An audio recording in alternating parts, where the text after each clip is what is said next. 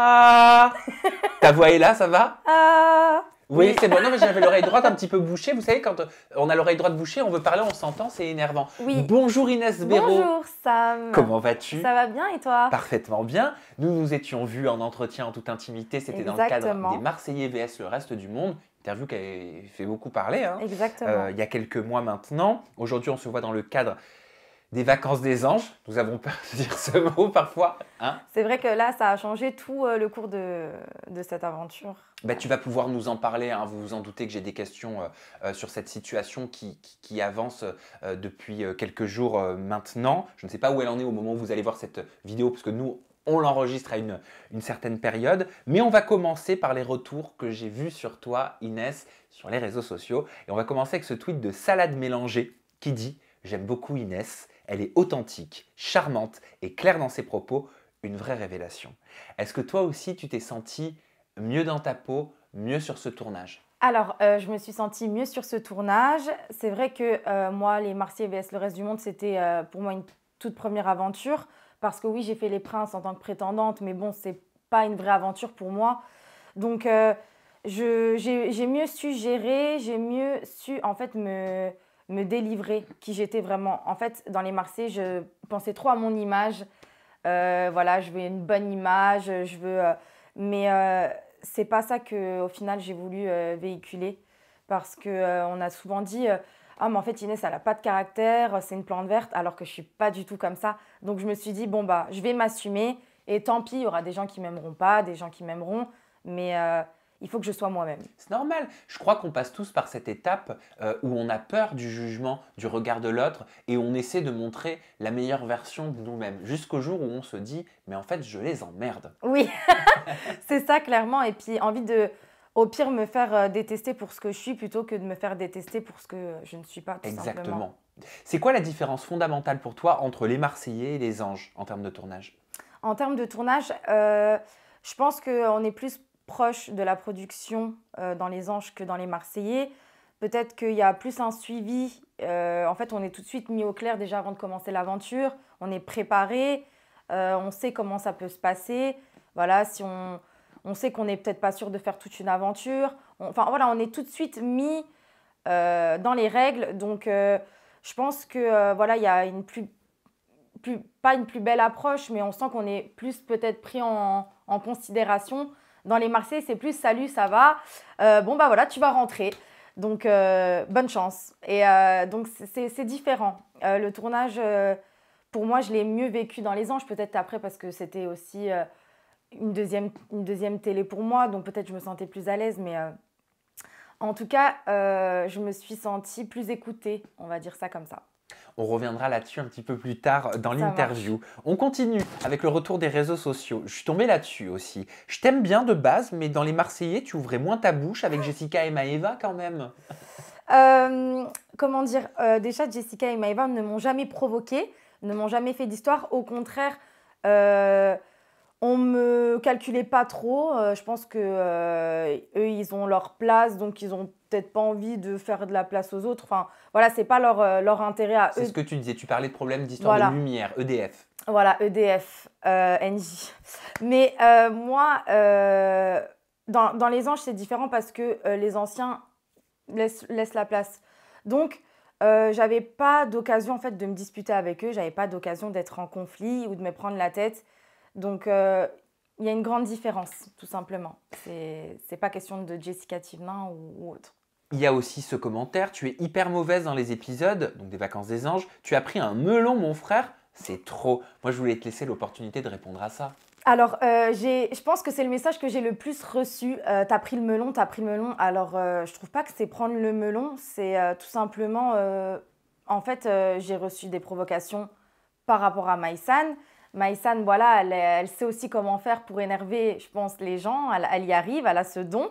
Donc, c'est simplement, je répondais, je me défendais. En plus, comme on sait, les images sont parfois coupées. Donc, on ne voit pas toujours tout. On va me voir au moment où je vais dire quelque chose.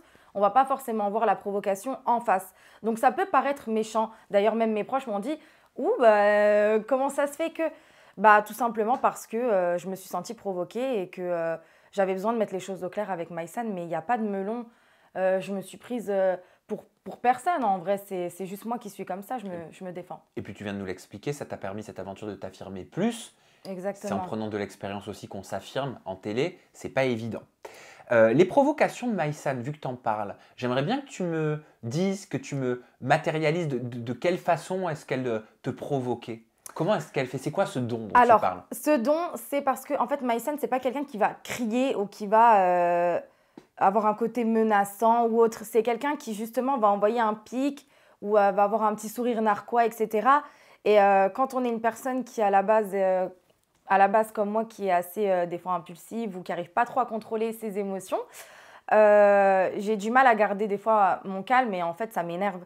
Et elle a ce don de rester calme, mais de en même temps te dire voilà, je t'envoie des pics. Donc, elle reste, voilà, elle arrive à garder son calme, mais en énervant. Parce que Donc, tu plaisais à Alan? je pense que c'était par rapport à Alan, bien évidemment, c'est sûr même. Et je pense qu'elle a vu que son ex allait vers une autre. Donc, elle s'est dit, je vais peut-être la rabaisser un peu d'une certaine manière, en envoyant des pics, en critiquant un peu derrière le dos, en rigolant sur moi. Donc, je pense que c'est une forme de rabaissement, mais à sa manière. Quand elle dit « je suis prête à mentir pour qu'il se mette avec personne en couple devant moi », tu te dis quoi? Alors, moi, je me dis, je suis face à une folle, mais c'est pas méchant, une folle dans le sens où je me dis, elle est vraiment déterminée, quoi. Elle est vraiment sur son ex. Je me disais, elle est vraiment encore sur son ex avec qui ça a duré 3 semaines, sur un tournage, une petite amourette. Pourquoi? Pourquoi, en fait, tu veux pas le laisser alors que tu ne veux pas te remettre avec de ses dires, en fait. Je sais pas si ça se dit, de ses dires.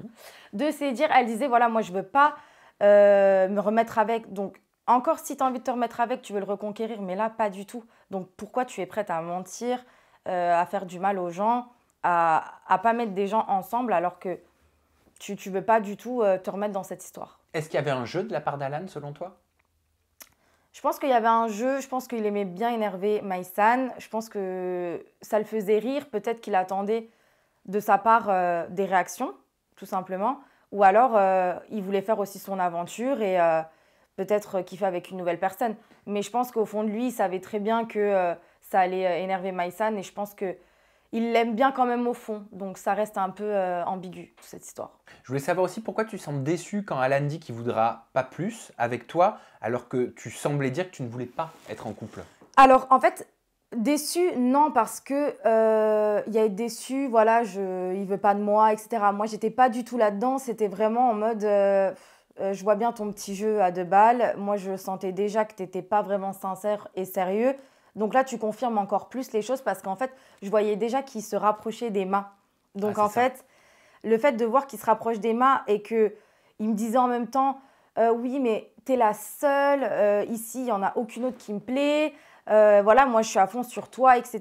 Quand tu as un discours comme ça, tu sais où tu vas, tu sais ce que tu fais. Donc même si ça ne marche pas avec la personne, c'est pas quelqu'un demain, il va te plaire. Après, ça peut arriver, mais là, c'est d'une heure à une autre. Donc, ouais, je suis, entre guillemets, pas étonnée, mais un peu énervée de voir que je suis face à quelqu'un comme ça, en fait, Pourquoi? qui n'est pas honnête. Parce qu'il va vite Parce ailleurs? qu'il va vite ailleurs, pas dans le sens où je suis deg, je rate quelque chose, mais dans le sens où en fait j'avais raison depuis le début et lui il s'est cassé la tête à faire tout ce baratin, mais pourquoi? Pourquoi en fait? Si tu ressens pas ce que tu ressens vraiment, pourquoi tu te casses autant la tête? Je sais pas, donc ça paraît vraiment pas sincère. Pour moi, c'est une question d'aventure, tout simplement. Tu lui mets un gros stop, hein, toi, à un moment, hein. Il me semble, quand il dit « Ah, dis donc, si elle veut, je lui mange la bouche ». C'est ça? Euh, donc moi, je lui mets un gros stop parce que je sens que, je sais pas. En fait, sans être méchante, pardon, j'ai l'impression que il pense que tout est acquis, que ça y est, allez hop, je lui plais un petit peu, ça y est, on va l'embrasser. En fait, tout ça, ça m'énerve. Moi, j'ai besoin de quelqu'un qui fait les choses sincèrement. Je le sentais vraiment, enfin là, pour se mettre en couple. Voilà, il avait son intérêt, j'ai l'impression de se mettre en couple pour exister à travers un écran. Donc moi, quand c'est comme ça m'intéresse pas en fait. Qui t'a dit « Mais donne-toi à Alan autant qu'en job ». Alors, j'en ai aucune idée, mais j'ai répondu ce que je devais répondre, c'est que je ne vais pas faire ce que vous voulez que je fasse. J'ai l'impression que tout le monde attendait dans cette aventure que je me mette avec Alan parce qu'il me fait des preuves, parce que si, parce que ça. Alors que pour moi, non. Donc c'est à moi d'en décider. Mais c'est un candidat qui a dit ça? C'est un candidat. Mais en fait, c'était anonyme. C'était un écrit anonyme. Chacun se disait un peu les vérités, mais sans signature. Ça te choque, ça, comme phrase? Mais donne-toi à Alan autant qu'en job? Ça me choque un peu parce que déjà, personne doit me dire ce que j'ai à faire. Personne n'est dans ma tête. Personne doit me dire, voilà, tu dois te mettre en couple avec lui, etc. Puis, je sais pas, en fait, vous voyez bien que ce qu'il fait, ça n'a pas de valeur, c'est pas grand-chose. Voilà, il sort 2-3 phrases par-ci, par-là. Il fait pas grand-chose, le gars. Donc, pourquoi vous en faites des tonnes pour quelqu'un qui se bouge pas vraiment les fesses, en fait? C'est réducteur, c'est sexiste pour toi?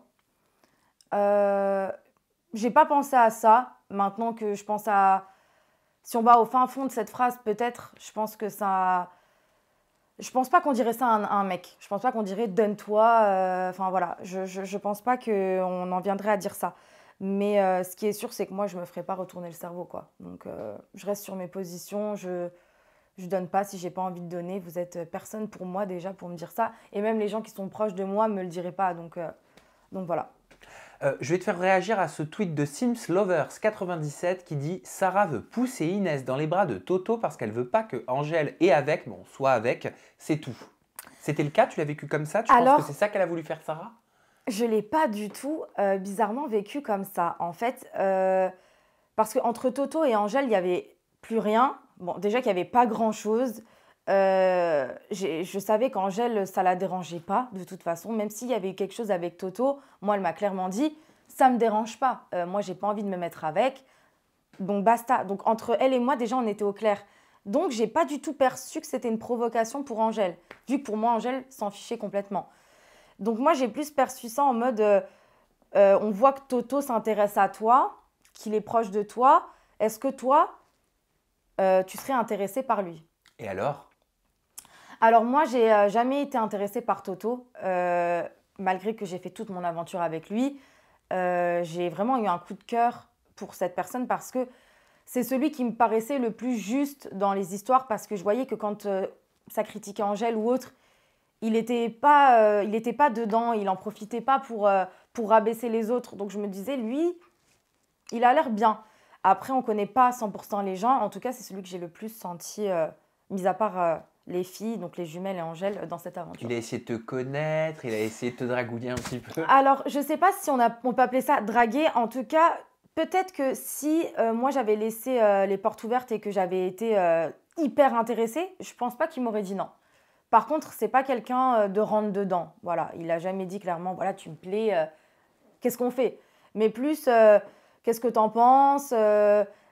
Comment tu vois notre relation? Où tu te positionnes? Donc voilà, j'ai aussi aimé sa manière d'approche. Donc après, il n'a pas été non plus direct, il n'a pas dit des choses qui me feront dire que voilà, il m'a draguée. Mais peut-être si j'avais été réceptive, pourquoi pas. Il y a ce tweet aussi de Ekaï12 qui dit « Bon, j'arrête de regarder puisqu'Angèle part, Inès est sûrement la prochaine, c'était bien les Totally Spies mais le troupeau de Frézou et le favoritisme est en carton. » Est-ce que Sarah Frézou fait la loi en tournage, comme beaucoup de candidates le disent et comme les téléspectateurs semblent le relater sur les réseaux sociaux? Alors, je pense que sur Sarah Frézou, il y a un gros débat parce que il y a eu beaucoup d'aventures qu'elle a faites et que je pense que ça peut se ressentir. Après, moi, je suivais pas ses aventures, donc j'ai pas vraiment d'arguments sur ça. D'historique. Par contre, moi, sur le tournage que j'ai vécu, j'ai pas ressenti qu'elle voulait faire sa loi. Par contre, peut-être du favoritisme, ça, j'en sais rien. Peut-être que je ne l'ai pas vu. Est-ce que tu as vu des candidats favorisés en tournage? Est-ce qu'il y a des candidats qui ont plus de pouvoir, de possibilités et de privilèges en tournage? J'en ai pas l'impression, honnêtement. Moi, j'ai été autant vacancière dans cette aventure que travailleuse, alors que j'étais nouvelle. J'ai eu pas mal d'avantages, j'ai eu des inconvénients, mais on l'a tous eu. On s'est tous retrouvés travailleurs en bas, dans la petite chambre, par terre, avec un matelas. Ça, on l'a tous eu. On y a tous eu droit. Donc sur ça, j'ai pas vu de favoritisme. Après, est-ce que la production a fermé les yeux sur certains points? Peut-être. Mais vu que moi, j'étais pas de cette team, entre guillemets, Sarah Frézou, j'avais pas les yeux tout le temps sur eux, je sais pas ce qui se passait au fond derrière. Qu'est-ce que tu penses, toi, à ton niveau, par rapport à ce que tu as vécu de Sarah Frézou en tant que candidate de télé-réalité? Alors, en tant que candidate de télé-réalité, j'en ai pensé que bizarrement, elle était plutôt calme de ce que j'avais entendu sur elle et de ce que j'avais vu comme extrait sur Instagram, etc., sur les réseaux sociaux. Euh, je m'attendais à beaucoup plus rentre-dedans, je m'attendais à beaucoup plus chercheuse d'embrouille que ça. Je pense que du fait qu'elle était avec son mari, peut-être qu'elle s'est calmée en termes d'image. Elle veut peut-être changer, je pense. Elle a peut-être envie de moins passer pour la racaille ou la fille méchante. Mais je pense qu'elle a un lourd passé. Peut-être qu'elle veut se rattraper. Donc, je ne l'ai pas vue je l'ai pas vue plus provocante que ça. Hmm. Après, elle a des défauts, mais elle essaye de cacher, je pense. Plusieurs candidates de télé-réalité ont décidé de porter plainte, entre autres, contre Sarah Frézou pour harcèlement, je crois, si je ne me trompe pas. Il s'agit d'Angèle, Natania, Rania, Rawel. Qu'est-ce que tu penses de cette action? Alors, porter plainte, pourquoi pas? Je pense que si elles le font, c'est qu'elles ont ressenti quelque chose quelque chose, elles ont ressenti de l'acharnement contre elles, du désavantage contre elles. Donc, je pense qu'elles ont envie, voilà, de se défendre. Peut-être elles n'ont pas pu se défendre sur le moment présent. Donc, peut-être que là, voilà, elles ressentent le besoin et l'envie de remettre les choses à plat, de remettre tout dans le contexte. Et je pense qu'elles ont raison de le faire parce que c'est leur cause à elles. Donc, si elles se sentent harcelées et elles ressentent de l'acharnement, il faut que voilà, elles se... Comment expliquer ça? Voilà, qu'elles se défendent comme elles peuvent. Après, moi, personnellement, vu que j'ai pas ressenti ça, c'est dur pour moi d'expliquer, c'est dur pour moi de rentrer sur ce sujet-là. Mais elles ont l'air d'avoir souffert sur certains points et elles ont raison de dire voilà, ce qu'elles ressentent est la vérité. Et peut-être que ça va permettre à certaines peut-être productions ou quoi de peut-être se remettre en question sur certains points, voilà, sur certains malentendus avec des candidats. Il y a ce commentaire de P. Neverson qui dit « Putain, mais Angèle me fait trop mal au cœur. Je sais pas comment elle a fait pour supporter tous ces chiens. Et maintenant, elle est solo. Il n'y a plus Rania et Rawel. Inès, elle se mouillera jamais. Elle a aucun soutien. Ça me fout la rage. » Est-ce que toi, tu as la sensation, comme dit ce commentaire, de ne pas t'être mouillé? Je pense qu'on n'a peut-être pas tout vu non plus. Alors, on n'a pas tout vu, c'est-à-dire que je ne suis pas filmée H24, la caméra n'est pas sur moi H24. Et puis, en fait, c'est vrai que dans une télé-réalité, on pense tous aux séquences, etc. On attend toujours voilà, qu'il y ait bien la caméra, que les téléspectateurs puissent bien suivre. C'est normal ce qui se passe parce que s'ils loupent des choses, voilà, on a envie que tout soit au clair. Mais des fois, moi, j'attendais pas qu'il y ait la caméra. Des fois, j'étais en off et j'allais discuter avec certains candidats voilà, pour que ça se calme, pour que ça s'apaise. Pourquoi vous en voulez à Angèle? Pourquoi vous lui parlez pas? Pourquoi vous la jugez? Angèle, je l'ai toujours soutenue quoi qu'il arrive. J'ai jamais retourné ma veste, je l'ai jamais laissée seule, alors que je m'entendais bien avec les autres candidats. Hein. Je l'ai jamais laissée seule, je l'ai jamais délaissée. Après, c'est vrai que moi j'ai cette mentalité-là où je me dis, c'est une copine aussi d'aventure, donc je serai loyale envers elle, mais je vais pas avoir la même loyauté et la même défense auprès d'une amie de 10 ans avec qui on s'est prouvé des choses mutuellement que des filles que je viens de rencontrer. Mais c'est pas pour autant que je vais être hypocrite, que je vais la critiquer derrière. Non, j'ai toujours été là pour la défendre. Mais c'est sûr que je suis pas Rawel ou Rania qui vont exploser ou autre. Je suis plus dans la communication, j'essaye plus d'apaiser les choses en fait. Est-ce qu'elle a subi du harcèlement en tournage? Je pense qu'elle a subi du harcèlement moral. Après, je ne sais pas si les candidats qui font ça s'en rendent compte parce que je ne suis pas dans leur tête. En tout cas, pour moi, elle a subi certaines choses qui ne sont pas du tout plaisantes, que j'aurais pas aimé vivre. Et quand je Comme voyais... quoi? Par exemple, quand il y a eu cette histoire avec Nico et Angèle, quand ils ont décidé de faire un faux couple, etc., qui a été assumé, ou tout simplement de se mettre en couple avec Nico, en fait, quand Raph va venir et qu'il va lui dire tu fais des actes de fille facile, on n'a pas envie d'entendre ça en fait, on n'a pas envie de recevoir ça. on est majeur, on est dans une aventure, on fait ce qu'on veut. Donc je pense que c'est pas facile de recevoir ce genre de commentaires. Qu'est-ce que tu penses de Raphaël en tant que candidat? En tant que candidate, je pense que Raphaël, il a des défauts. C'est-à-dire qu'il a un côté assez macho. Après, moi, dans la vie, c'est compliqué de dire ça, mais Oui, tu as connu Booba. j'ai connu ce genre de... Et encore, non, c'est même pas pareil, c'est même pas comparable. Mais moi-même, dans la vie... C'était une blague, hein, bien sûr, je préfère le Oui, dire. Hein, je oui, plaisante. je le prends pas du tout mal. Hein. Je sais. Mais c'est vrai que moi, dans la vie, je suis une personne assez... je sais pas comment on pourrait dire en tant que femme, mais assez... N'aie pas peur des mots. Je sais pas comment dire parce que je vais pas dire macho parce que je ne suis pas un homme. Mais c'est vrai que moi, T'es viril. dans un couple, j'ai un peu une mentalité aussi très fermée, très dure. Je vais te dire une chose. Une femme peut être virile. C'est vrai. Il y a des femmes viriles. Il y a, et ça n'a rien à voir avec la sexualité. Hein. C'est plus dans le comportement, dans la façon d'appréhender la vie, les choses, Exactement. etc. Viril, ce n'est pas masculin. Viril, ce n'est pas qu'un attribut pour les hommes. Une femme peut être virile autant qu'un homme peut être sensible, émotif, oui, exactement. féministe. Oui, exactement. Donc c'est vrai que, en fait, il a des propos, je pense, un peu de macho dans le sens où si l'homme fait ça, il va moins réagir, il va laisser parce que ça va paraître plus normal. Mais pour lui, une femme, faut que ça se respecte, faut que ça roule droit. Voilà, il avait des discours en mode, voilà, si t'étais ma sœur, si t'étais ma fille, jamais je laisserai ma fille faire ça, jamais je laisserai ma sœur faire ça. Mais un homme, il va pas lui dire ça. Donc je pense que il peut penser des choses, mais il faut qu'il le garde pour lui, en fait, parce qu'il n'a pas à rabaisser quelqu'un, à dire t'es une fille facile. En fait, tu ne connais pas la personne. Si tel est le cas, peut-être qu'il faut parler avec lui et lui expliquer, éduquer quelque part, dialoguer, donner des exemples. Je pense que cette personne, enfin, je pense que Raphaël, en fait, peut-être on n'a jamais osé lui dire les choses telles qu'elles sont, mais il faut qu'il apprenne en fait à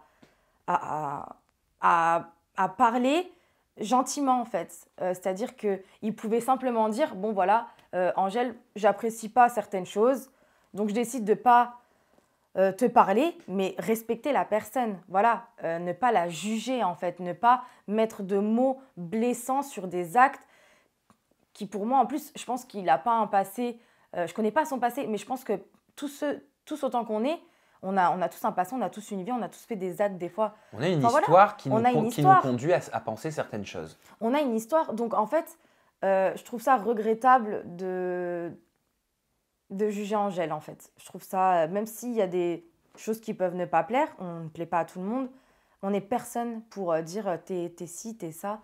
Donc je pense que ça peut énormément blesser. Je pense qu'elle a eu quand même de la force pour encaisser ça parce que moi on me dit t'es une fille facile. Je pense que je pète vraiment, mais vraiment un plomb alors qu'elle arrivait quand même à communiquer, à répondre entre guillemets calmement. Et je me disais chapeau, vraiment chapeau parce que...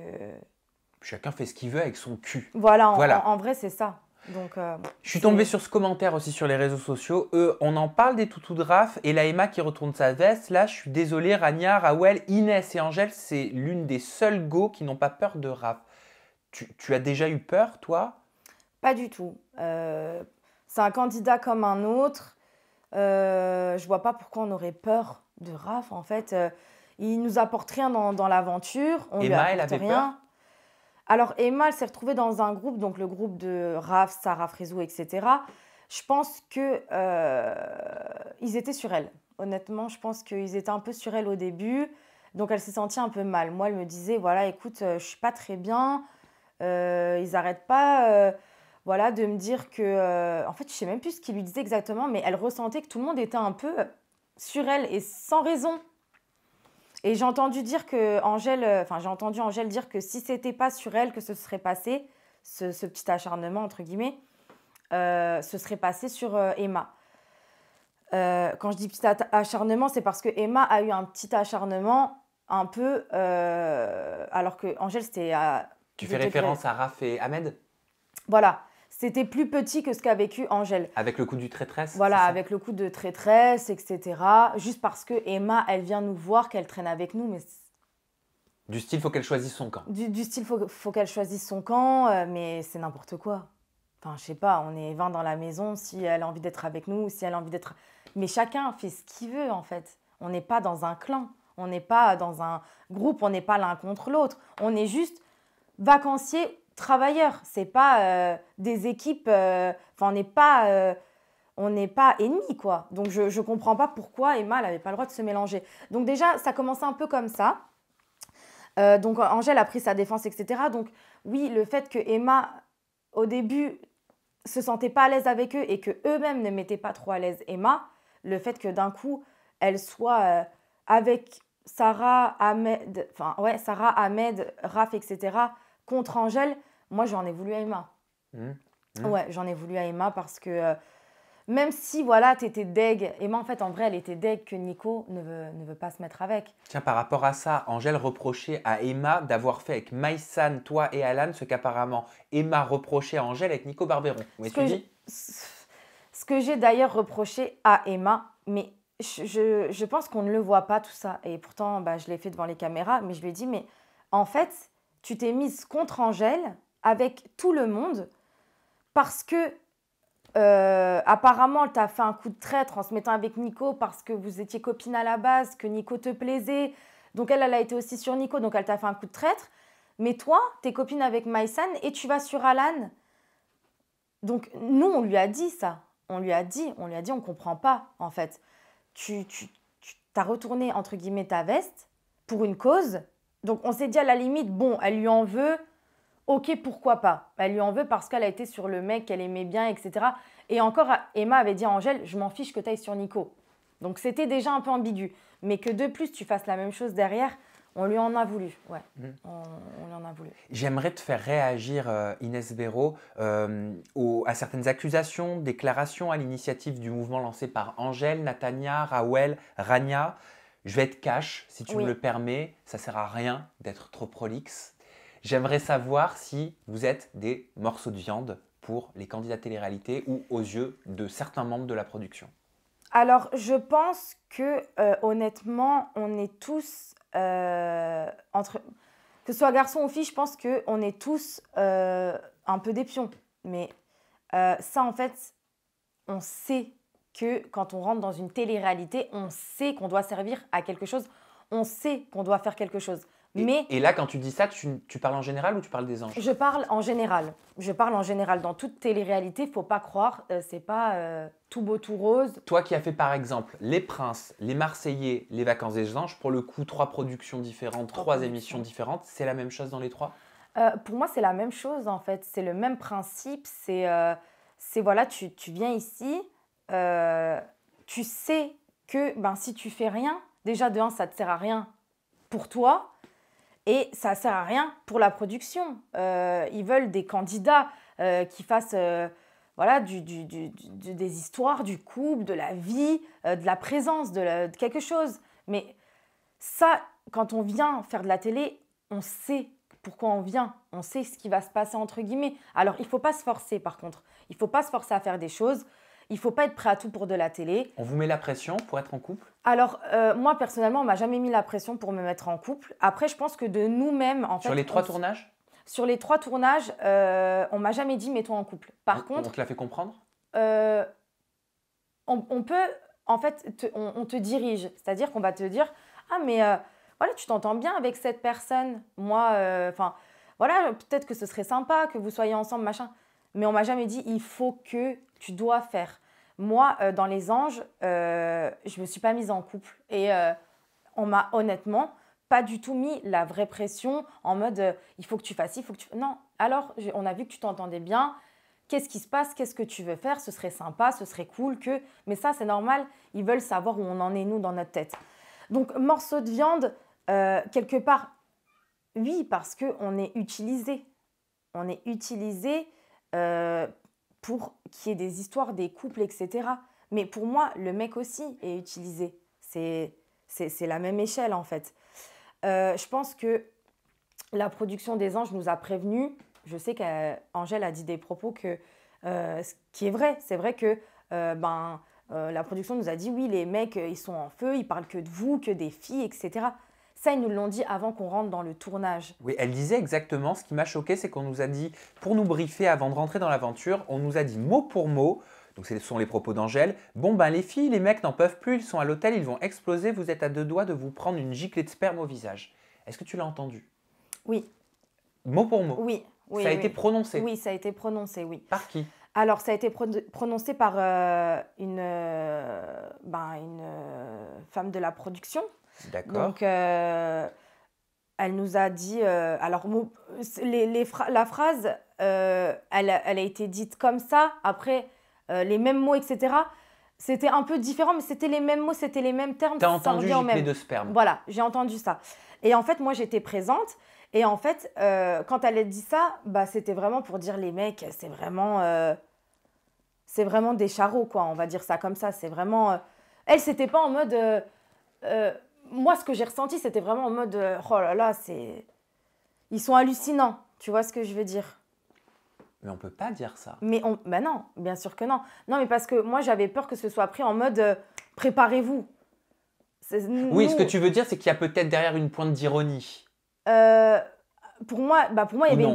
pour moi, il y avait une pointe d'ironie, mais même ça se dit pas. Quand Ça- bien même il y a une pointe d'ironie, est-ce que oui. c'est quelque chose qui se dit Pour à moi, des ça se dit candidates pas qu'on du ne tout. connaît pas, qui sont censées être dans un cadre quand même qui leur permettent Moi, de se sentir à l'aise? Moi, en tant que productrice, je me serais jamais permise de dire ça. Je me serais jamais permise d'employer ces termes-là. Ça t'a c'est une choqué? certitude. Ça m'a un peu choquée dans le sens où je me suis dit, même si je sais pas comment elle le perçoit, comment cette femme-là le pense, mais nous, elle se met pas à notre place. Comment on peut percevoir ça? Et on est des femmes quand même. Ça met la pression indirectement? Non, moi, ça m'a pas mis du tout la pression parce que moi, dans ma tête, je me disais, on me forcera rien, en fait. Mais tu penses que ça peut mettre la pression indirectement à d'autres candidates? Je pense que quelqu'un qui est un peu plus faible, ouais. Faible, c'est pas méchant, mais plus en stress, plus en panique, une personne comme Emma, par exemple, qui n'arrive pas à gérer ses émotions ou qui, voilà, peut être en panique. Mais moi, je suis pas dans la défense de production, etc.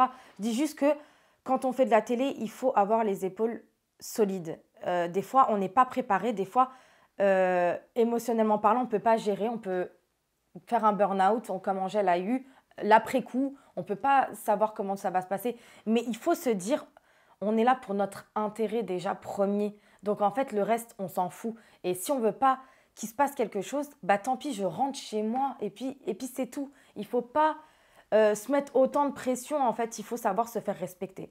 Voilà, tout simplement. Après, c'est dur de le faire. Mais moi, personnellement, c'est vraiment dans cette optique-là que je suis partie. J'ai entendu des choses qui m'ont déplu, comme giclée de sperme, etc. Je me suis dit, mais je trouve ça bizarre de nous dire ça quand même. Est-ce qu'elle se rend compte de ce qu'elle nous dit? Est-ce que, je sais pas, en plus, elle a aussi des enfants, etc. Donc, est-ce qu'elle se rend compte vraiment de ces termes? Donc, je me suis dit, moi, je calcule pas. De toute façon, je compte pas dans sa vie, elle compte pas dans ma vie. Voilà, next. Et ça, c'était avant le tournage. Donc, je me dis, s'il y a vraiment des choses qu'on n'accepte pas, qu'on décide de ne pas accepter, peut-être qu'il faut ne pas y aller, tout simplement. C'est ça aussi, vraiment, des fois, de ne pas accepter. Tu veux dire que Angèle, Rania, Rawel, Natania n'auraient pas dû faire ces émissions? S'il y a des choses qu'elles ont entendues, comme ceci, que moi-même j'ai entendu, s'il y a des choses où elles se sont dit, là, par contre, on ne me respecte pas du tout, peut-être que, du coup, parce qu'en allant dans ce tournage, au final, c'est comme une acceptation de certaines choses. C'est dire, j'accepte que la prod me parle comme ça. J'accepte que la prod me dise des choses comme ça. Donc peut-être que eux, la production, déjà, il y a des termes qu'ils n'ont pas à dire, mais le fait que les candidats acceptent aussi, et de là où c'est bien que les candidats se rebellent maintenant à ce jour, c'est que ils se sont dit, ils s'en foutent, en fait, tu vois ce que je veux dire? Il est important de préciser quand même qu'il me semble que cette personne de la production a été écartée. Il est important de dire aussi que la boîte de production qui fabrique les anges a été récemment rachetée et que Oui, de ce que j'ai entendu, ils ont la volonté de faire une refonte totale et qui récupère aussi ce qui s'est passé les années précédentes. Il faut le dire parce que c'est un fait. Voilà, il y a des nouvelles personnes qui vont être aussi derrière. Ce n'est pas pour défendre, je souhaite alors juste dire les faits. moi je suis contente personnellement que cette personne-là a été écartée de la production parce que c'est pas une femme, je trouve, hyper gentille. Je trouve pas qu'elle respecte énormément les candidats. Déjà, quand elle nous sort une phrase comme ça, on se dit, bon, c'est génial, pour qui elle nous prend, tout simplement. Donc moi, je trouve ça bien que si c'est réellement le cas, qu'elle soit écartée de la production, parce que je pense pas qu'elle apporte du positif aux candidats. Ben, je te remercie, Inès, pour tes confidences en toute intimité. C'était un plaisir de papoter avec toi. Plaisir partagé, Vous avez Sam. la barre de commentaires à la maison pour nous dire ce que vous avez pensé de cette interview et réagir aux nombreuses déclarations d'Inès Sbero. Vous pouvez la retrouver également sur ses réseaux sociaux. Son compte Instagram, c'est ines.sbero. Mais dis donc, j'arrive plus à parler. Son compte Snap, c'est ines.sbero. C'est facile Bah à oui, c'est retenir. facile. Et il y a un TikTok? Non, je ne suis pas TikTok du tout. Moi, les montages, etc., c'est pas mon fort. Bientôt. Tu verras. Ouais, Moi aussi, je j'espère. disais ça avant. J'aimerais bien Quoique savoir je faire poste que de la TikTok. merde moi sur TikTok. Enfin bref, c'est pas grave, je vais m'améliorer petit à petit. À bientôt. Prenez soin de vous, c'est très important et soyons mesurés dans nos commentaires. Bye bye.